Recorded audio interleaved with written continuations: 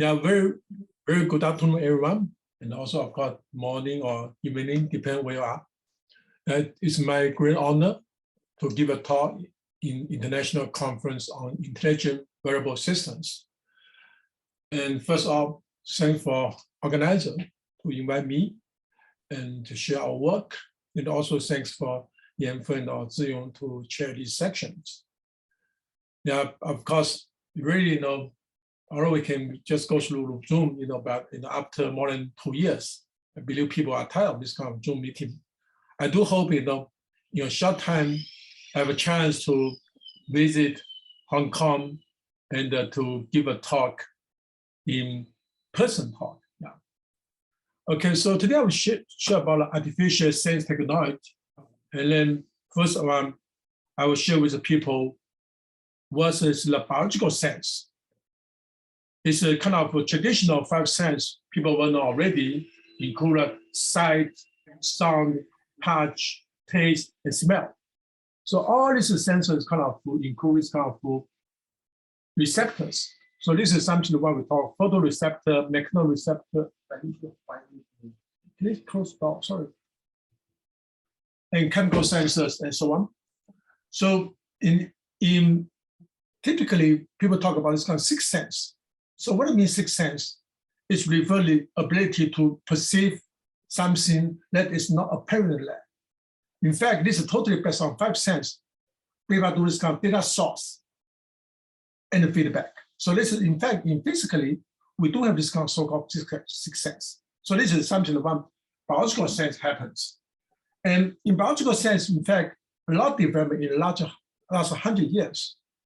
People spend a lot of time to understanding physiological mechanisms of biological sense.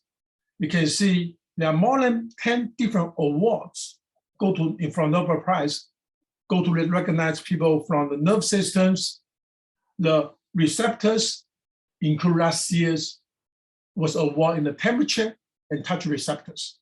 So this is something very impressive development from molecule level to understanding the mechanism behind. And as an engineer, we always try to build something really beyond the nature systems. So this is something one in recent years, people talk about a lot about bio-inspired or electron skin and so on. So exactly in the field of this kind of so-called artificial sense technology. It is inspired by nature systems, learn from nature systems to develop materials, device, and functional systems. It offers intelligent feedback capabilities for sensation substitution, especially a lot of people lose arm, they use this kind of prosthetics for digital healthcare. So now they telemedicine and so on, even for smart agriculture, smart robotics, and so on. So a lot of this kind of development already. Take example, in the last 15 years, people spend a lot of time for this kind of electronic skin. So exactly learn from skin, building this kind of electronic skin device beyond the human skin capability. So this is something a lot of development already. And my group is interested in this direction as well. So, but we focus on one very niche point. How did you get reliable data? So this is something, in fact, is a key challenge in a biointerface electronics. Why is this challenges there? There are 2 perspectives. First one, conventional CMOS-based device is a silicon-based. It's rigid, but with Young's modules more than 110 gigapascal. But for our biological bodies, in fact, we have kind of different kind of Young's modules. Typically for skin, it's about from 5 kilopascal to 30 megapascal. So this is very soft. So at least 3 to 4 make a difference there already. In this case, this is leading a lot of kind of challenges and opportunities there as well. For example, to develop conformable mechanics, how do you build lightweight construction, and self-healing constitution, and so on. So this is something a lot of kind of opportunity there already. Another point is language. because electronic word is based on this kind of digital 0, 1. But for molecule word, it's analog. So let's assume about different kind of language, how we can really build this kind of capability to avoid incompatibility. And also increase kind of functional reconfiguration.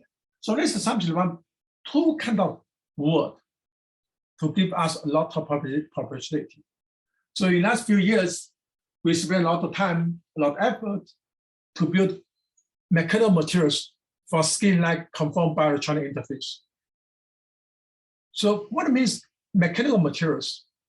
So it means use this kind of mechanical design, even mechanical force to develop new kind of materials, which have a capability to increase kind of stretchability, suitable electronic conductor, conformability, and the durable adhesion and so on. So this is something where a lot of this kind of effort in the last few years.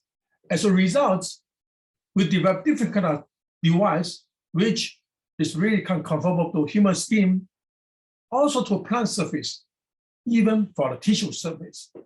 So we give you examples where this kind of a device building this kind of biocomposing materials with original structure, where we can squeeze it, compress it, can stretch it. You can see for EGC signal, keep as the same it is. So no kind of change at all. Even impressive for such biocomposite electrodes. Under this kind of running, we put it on skin for running continuous tests. Although have a lot of thread on top, but our device after 90 minutes, it still works well. For typical commercial gel electrodes, less than half hour, it's gone already. So this is something about kind of advanced development in terms of materials perspective. Even furthermore, because such kind of conformable, stretchable, and adhesive, then it will significantly reduce impedance there. Okay, the typical impedance for the commercial electrodes, wet electrodes, or even dry electrodes is more than 20 kilo ohm. But our electrodes show kind of very low impedance, less than 20 kilo ohm. It's really close to impedance of human skin, about 10 kilo ohm. And also very kind of adhesive. It's more than kind of 80 Newton per meter. So in this case, this kind of electrodes allow us to get this kind of tiny signals, biological signals from skin. For example, we put our skin on electrodes on the skin, and then can really get a muscle signal. And then this muscle signal is kind of digitized, can really control the prosthetics. Very, very kind of controls there. So this is something about is kind of good kind of progress as well. And then commercial one. You can see for commercial, although can get a signal, but the signal noise is very, very high. So in this case, the very low, the noise is very high. In this case, it's really not precisely to get the controller prosthetics there. So this is how our conformable ionic adhesive electrode can make works. And all because these developments, in fact, we have made a system device now. In fact, now my big efforts, not only materials development, not only single element development, we put a lot of effort for soft interconnection and the packaging. So this is something I feel is really determining future of the device, determining future of flexible electronics, whether you can really move for next steps. So these are 2 examples we show up how we can really make complicated device, complete electrodes, even can make a system integration together if it's kind of conformable parts. And also we can build this kind of sensor, computing, and the feedback, 3 kind of device in one systems. So this is something about kind of recent developments as well. People interested, you can really read it. And for today, I will not cover all so many topics. I'll just show you 1 example. Artificial neuron systems. So this is something that is based on our work almost 7 years already to show you how we are doing this one. And lastly, I will give you maybe 1, 2, 3 minutes to really update you with some of our latest exciting development in emulating biological haptics and beyond. The last one will be how we can extend in human sense to build a future sense net. So this is something that really kind of extend our biological sense capability. Okay, let's start from artificial neural systems. So why we want to work on this one? Because we know already, in this conference, we talk about intelligent systems. Our question is, what would the really future intelligence look like? Of course, we always learn from human. Must have this kind of capability, system capability, to autonomously interact with the external environment in a way similar to human, to our biological systems. So in fact, there are 3 kind of directions people are approaching now, whatever we're starting from. By the end, people want to achieve intelligent humanoid robots, neural prosthetics, and soft robotics. So this is something one, the kind of future kind of development as well. But you want to do this one, there are many kind of challenges you can see. So today for neural prosthetics, still cannot really accurate for human to control the prosthetic accurate. Because for artificial systems, it's not like smart as nature systems. You look at nature systems in neurons. So this is the fundamental units of the nerve systems. From there, in fact, this is something one of the units there. This is dendrite to receive signal from the previous neurons by through synapse to receive the signal there. And then transport to this kind of cell body, along to really go through this kind of axon and transport to this kind of axon terminal. And axon terminal can really go to the next neurons by synapse again. So this is kind of how the signals, electrical impulse travels, whole kind of neural signal is really to transform and relay this kind of signals in between. So this is the nature how it works. In fact, our brain is really on this kind of fundamental units there to make our people are so smart, so intelligent there. And then, in fact, this is something about all people. Oh, this is kind of in kind of linear series progression from perception to action. So this is something that people are beginning to think about. So this is how the neuron system mediating human perception decision making. But in fact, it's not true. It's not kind of this kind of for the serial progression. It's in the kind of hierarchical manner. You can see from the picture, you see it by this kind of sensory evidence. Then based on our kind of previous multiple kind of pre-training or pre-learning or pre-capability, you can do that kind of sensor feedback.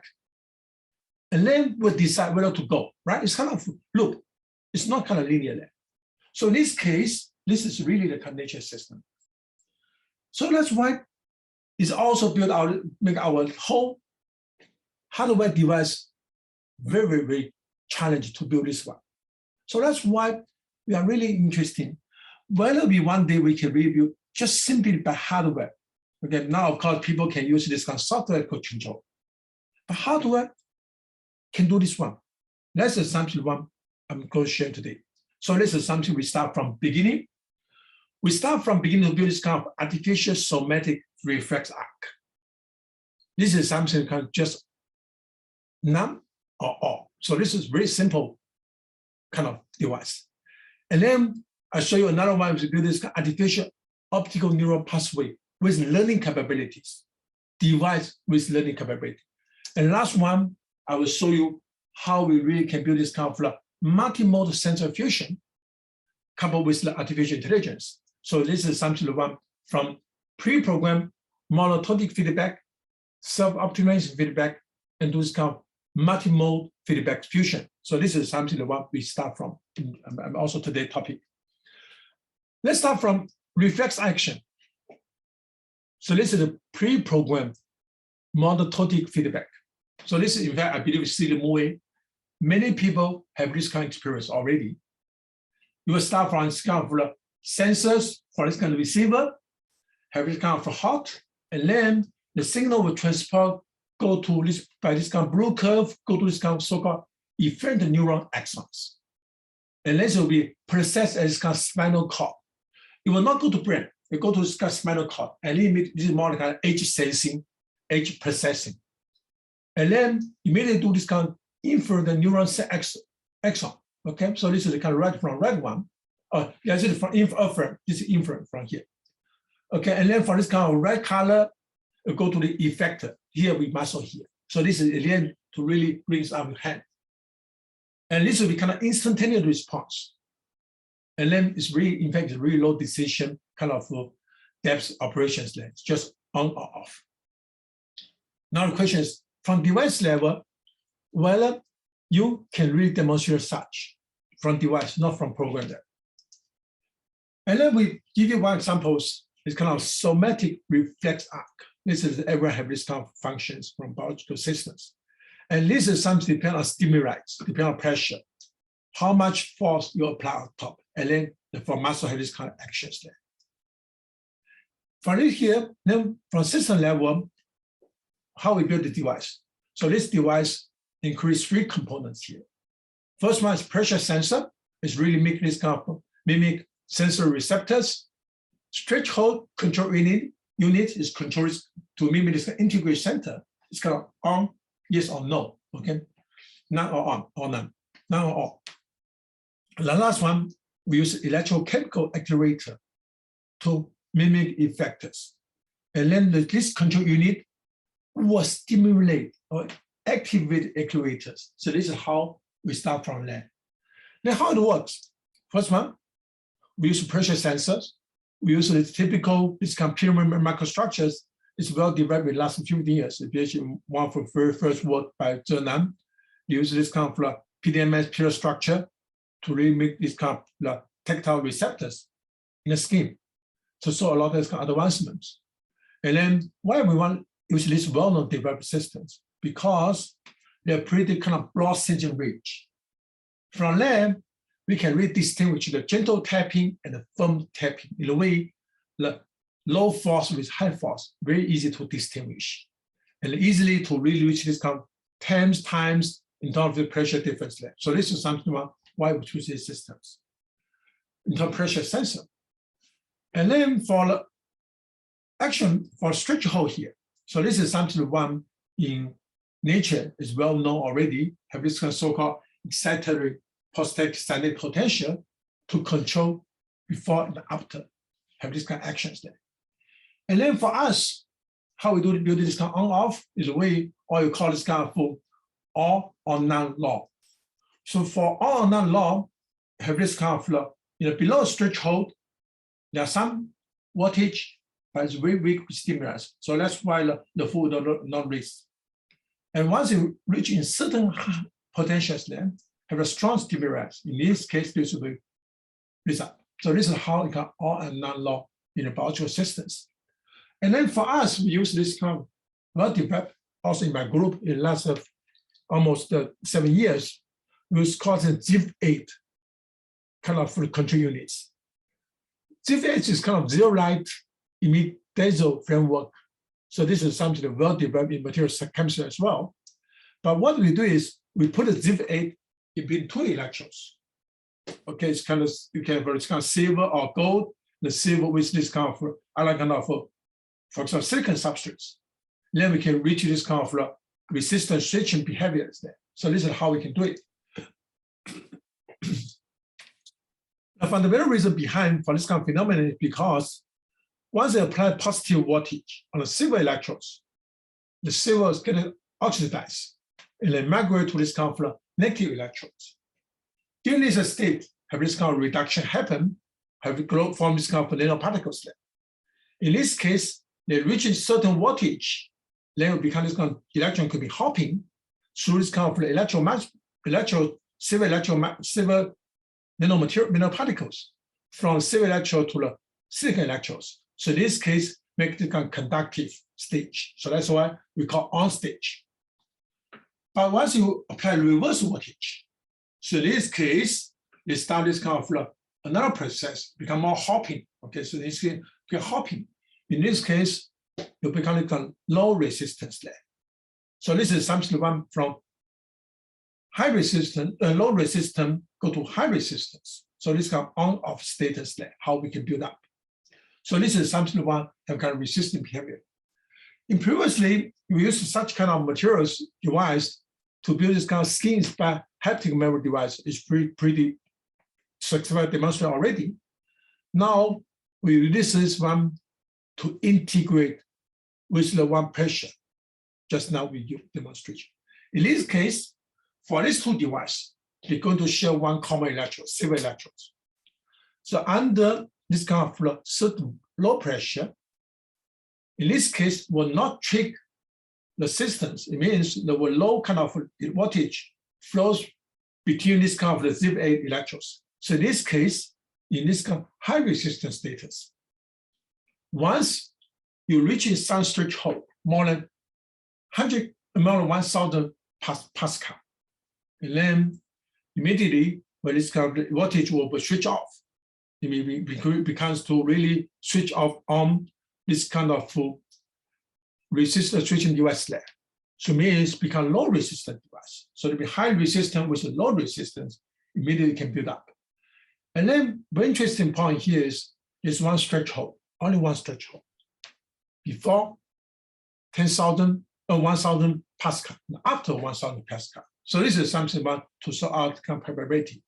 So once this one can be connected, then we can connect with our this kind of electrical chemical actuators. This is also well studied already. So such one under low currents, there's no action at all. And below 1 milliampere, there's no action at all. Unless you reach to 100 milliampere, then we can open the device, make this kind of actuator open. So this is how this kind of electrochemical actuator works. So I give you a demonstration how this works. You can see under this kind of gentle tapping, the electrochemical actuator no response at all because it's very low force, cannot really switch on the Memristor device, then cannot switch on the actuators. But once you reach to 1,000 Pascal, so it means very kind of from tapping. Now you can see it kind of trigger on this kind of actuator there already. So this is how from device level, it's only device level, to demonstration, it works pretty well. However, such kind of device is kind of pre-programmed monotonic feedback. That means here we must really program at about 1,000 Pascals. Okay, so this is something it's really like our nature has got instantaneous response. We are really want to how we can build a nature systems really like this one. This one must touch this kind of one or have this kind of response. But our human is very smart because we have this kind of self-optimizing feedback. I know this one is very hot from eyes, then I will not touch again because I learned it. So this is something about in terms of memory and learning capabilities. It's really improve our response to environment. Now, how device works. In fact, device also works. People use this kind of algorithm. They use this kind of von Neumann digital systems. People really can reprogram it. But this is involve a lot of data shuttling between memory and the processors. This is leading to many problems: speed, energy consumption, and also limit communication bandwidth. To give you one idea, for a human, right? We are really smart, we are thinking so much. But your head will have not so much release much heat, right? But the same function for the computers, because they keep communication, keep data running, give you a lot of heat. So this is the people well known already. So that's why the human is still most energy efficient systems in the brain. So that's why we are really curious whether it's possible to really mimic this kind of biological neural pathway in the device level. So in this case, you will really reduce a lot of this kind of energy consumption. So this is our starting point. So then we start from here to build this kind of artificial neural pathway based on this kind of memory system synapse as the one I showed before. So we know already in biological systems, we use eye to really see. I learned already. Yeah, I know this is hot, or this is really not hot. Then the neuron will transfer to this kind of neural brain area to do this kind of processing, and then to control the human hands to do actions. So this is the one in a human system, in a biological system, how it works. And then we build this kind of, the artificial neural pathway is very similar, mimic this one. Again, we also start from photoreceptors to really get this kind of optical outputs. From there, we can have this kind of synaptic processing units to do this kind of signal processing, and then to do these feedbacks. So this is how we build from this nature systems, learn from that. But how we build this one? In fact, materials chemistry parts is not really kind of tough. From photoreceptor one, we use this kind of perovskite. Okay, of course, we also tune kind of band gap along this kind of efficient photoresponse. But again, in the last 5 years, perovskite photoreceptor, a lot of different already. So this part also not seen. And then for synaptic processing units, we still use ZIP8. But we know already the ZIP8 just now I use is really kind of sharp, kind of on-off. This is something one we don't like. And from here, we learn it. The good point for material science, we can change the signals of the ZIP8, and then we can tune it in this kind of more like a synaptic response. The last part about this kind of device, later I should use kind of robot hands. So this is how we can do it. So from first one, flexible photoreceptors based on perovskite. You can see this is something before photo, after photo. And also interesting for this kind of photo response has so-called hysteresis. That's good, right? First hysteresis give you means the same kind of voltage have two kind of readout. So it means the kind of learning behavior, memory behavior. So this is how we later we can use for this kind of behaviors. And then for synapse resistor area parts, and we try to decrease the signals of this kind of ZIP8 electrodes to allow have this kind of more or less kind of signal response, synapse responsive. Okay, it's kind of change from abrupt switching to a gradual changing. So this is something we want, gradual changing. You do not have to sharp change. Okay, we can make it. Because this one, now we can use electrically to demonstrate this kind of synaptic device. You can see at the beginning with this kind of 50 millikelvin use 1.5 watt to stimulate. Every 50 milliseconds, one stimulation. And then after 50 milliseconds, we do read it, use 50 milliwatt. You can see the signal you can keep increase. That's a good point, right? And also, you can see that after you do not have this electrical response, have a kind of coming back. But because hysteresis, it will not come back to original one. Okay, they will not have this kind of not come original one. This is what we call forgetting curve. It means they are forgetting, but not completely forgetting. Now, I just use another 15 stimuli. I can go for original current as here. So this is how kind of short-term memories. Okay. Remember learning, forgetting, learning, forgetting, learning, forgetting. And then we can change from short-term memory go to long-term memory. You can see the red curve here. This one is much higher than previous one. Although we may use less time passed in terms of stimulation or less time learning, we can really even do a better memory now. So this is how this kind of synaptic device works. And then, so I can give you an example, you can see. So this is first learning. I use 20 parts. Forgetting, 60 seconds. I can learn another 20 parts. You can see that even a single higher than before. Another 20 parts, even higher than before. So this is how kind of improve learning progress and slow down this kind of forgetting phenomena.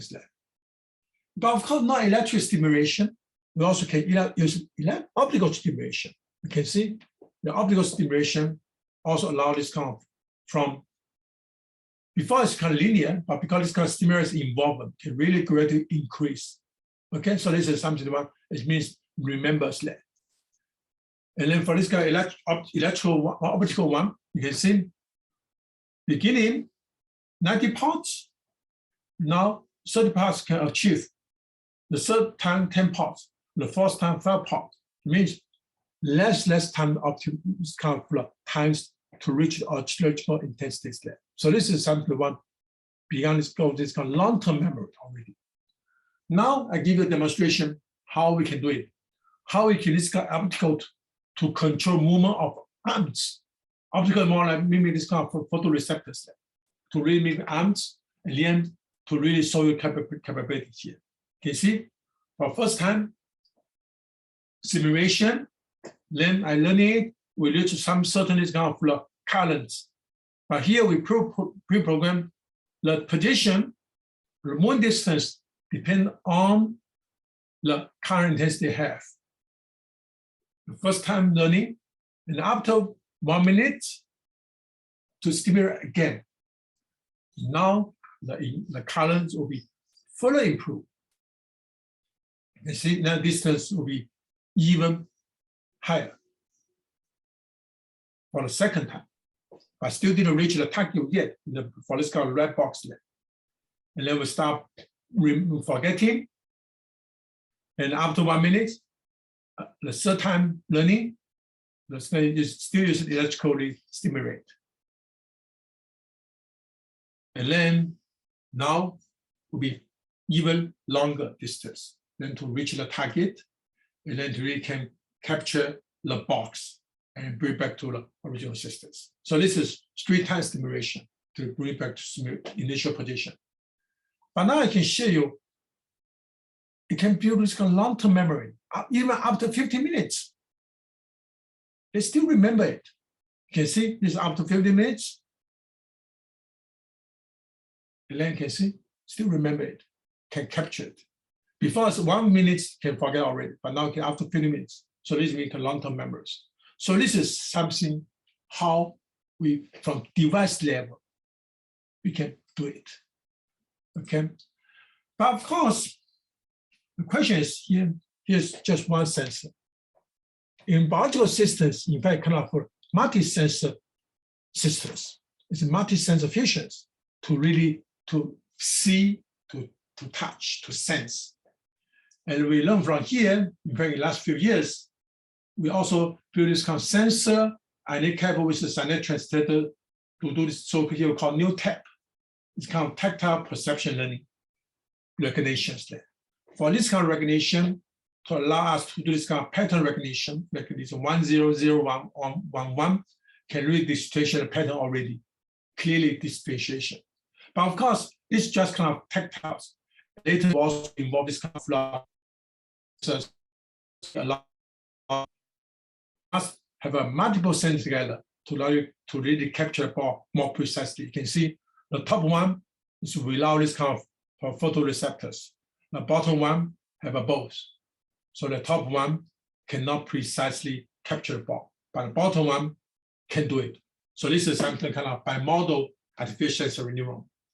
But I feel it's not good enough because this is something what we want to implement the human's smart capabilities there. So in this case, we really do this kind of multiple mode fusion with the human brain. So allow us to do this kind of with AI to data to enhance it. Because this is in human, we kind of hierarchical response. You can see from the somatic sensor, primary area, association area, visual receptors, also primary area, association area. And then the somatic, which is the visual, come together in this part we call multi-sensory neural areas to allow us to do the feedback. So this is the way for sensory processing hierarchy we do it. And then we can build this kind of sensor systems with AI to do this kind of learning frameworks there. Okay, use this kind of sensor. This is the image part, which is this kind of XNet, CUM, well known. The somotory sensor information with the strength sensor together have this kind of fully connected neural network. And then we use another one called sparsely connected neural network, use less data to handle it, to do classification, we can make it work. And in this case, allow us to really do this kind of hand gesture recognition, even under complicated backgrounds, but we can distinguish this 10 hand gestures very, very well. And this is great contribution from the somotory sensors with visual data together. We built a 3,000 kind of samples there, data set there, to do learning, differentiation. This is something one from this kind of t-distributed stochastic neighbor embedding can allow to this kind of distribution already. Allow this one, then we can really recognize this. You can see for our red curve one, red dot one is our bioinspired somotory sense visually framework. So this is almost as a normal light condition, 100% accuracy. For other kind of framework, it's not 100%. Like this one only based on this kind of gesture, hand gesture with this kind of images there. It's non-direction. But with our BSW, you can see this allows us to really control this action with 100% accuracy. So this is something one we really like it. But of course, recently we also found interesting part is, can we do the sensors, processors feedback in one system? The answer is yes. For these systems, you build this kind of tactile near sensor analog computer systems, allow us to do localized pre-processing and also fast response. So this response with less energy consumption is less than 10 microwatt with the 400 nanosecond response time. If you use conventional CMOS device, you need more than hundreds times kind of energy consumptions there. So this is the way how this kind of near sensing and computing capability will be much, much beyond. But of course, we are still kind of learning from the human systems, from nature systems, to really make this kind of system even smart. So here is kind of our technology roadmap for artificial sensor memory, artificial kind of to build this kind of artificial perception intelligence there. And for this case, you can see a lot of this kind of parameter requirements is built for energy consumption parts.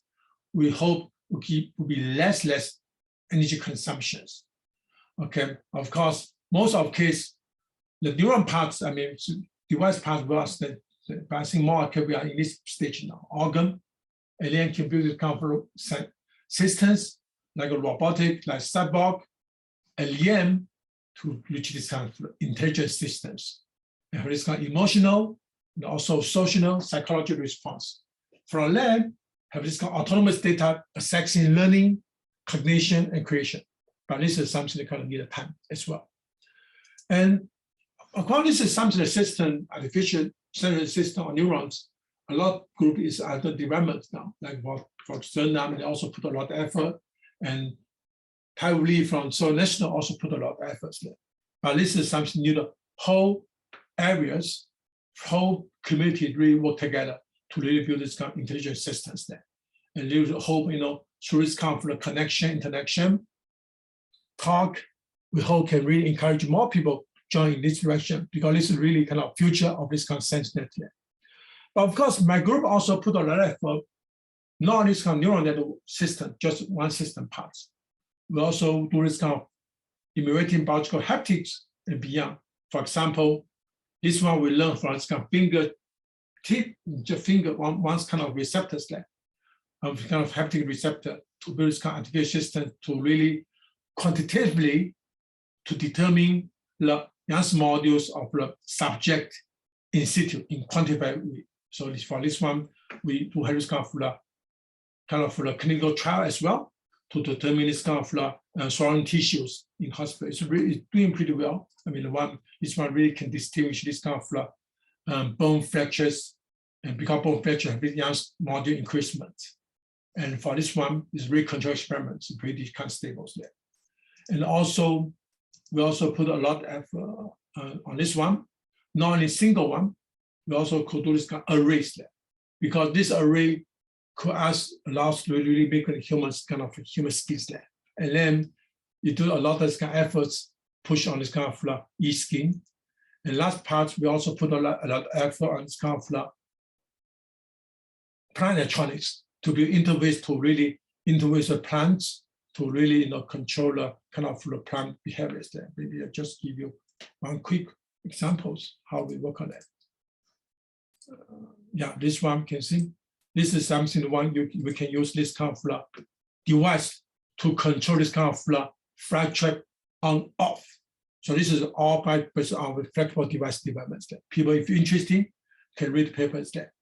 In short, artificial science technology really future technology.